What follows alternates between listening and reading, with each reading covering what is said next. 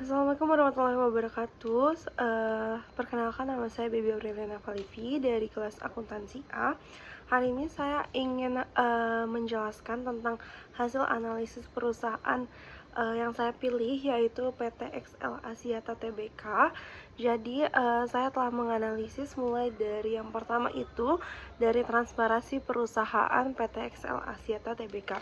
Yang pertama itu PT XL Axiata Tbk menerapkan prinsip transparansi melalui digitalisasi proses serta keterbukaan informasi. Salah satunya itu terlihat dari penggunaan platform RUPS and e-voting yang disediakan oleh Kustodian Sentral Efek Indonesia atau KSEI, yang memudahkan untuk pemegang saham dalam menyampaikan suara dengan aman dan efisien.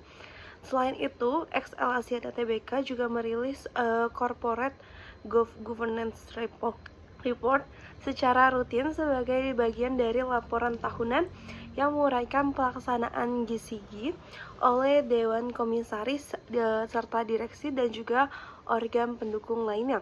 XL Axiata ini menunjukkan komitmen perusahaan untuk menjaga keterbukaan dan akses informasi yang menyeluruh.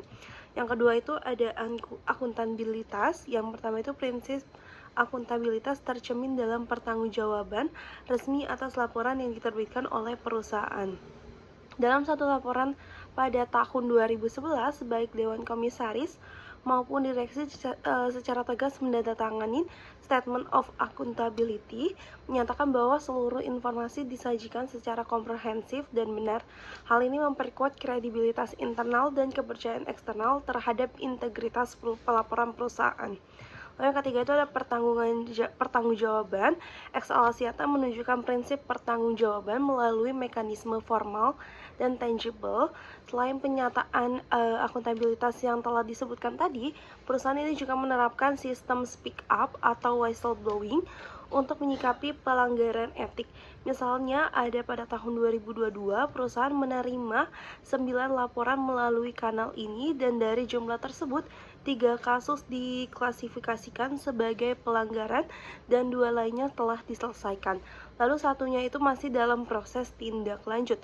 Mekanisme ini membuktikan bahwa pertanggungjawaban bukan sekedar kata, tetapi diwujudkan dalam pengelolaan yang transparan atas pelanggaran dan kelalaian. Lalu yang keempat itu ada independensi, diperkuat oleh struktur kepengurusan yang memenuhi regulasi OJK seperti yang dicantumkan pada laporan pada tahun 2023. Komisaris independen membentuk 50% dari total anggota Dewan Komisaris, yaitu 3 dari 6 orang, melebihi batas minimum 30% yang diatur oleh OJK.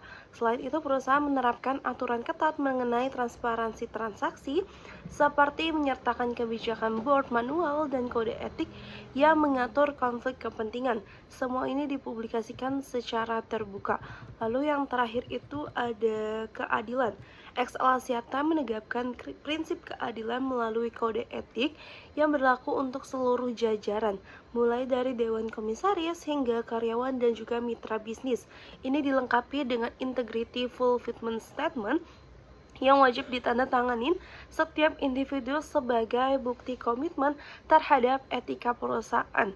Untuk mendukung pelaporan yang adil, perusahaan menyediakan kanal speak up yang menjamin keamanan identitas pelapor dan perlindungan dari potensi intimidasi. Jadi untuk PT XL Axiata Tbk ini sudah transparansi, sudah akuntabilitas, sudah ada pertanggungjawaban yang baik, independensi, dan juga sudah menerapkan keadilan dengan baik. Sekian dari saya. Assalamualaikum warahmatullahi wabarakatuh.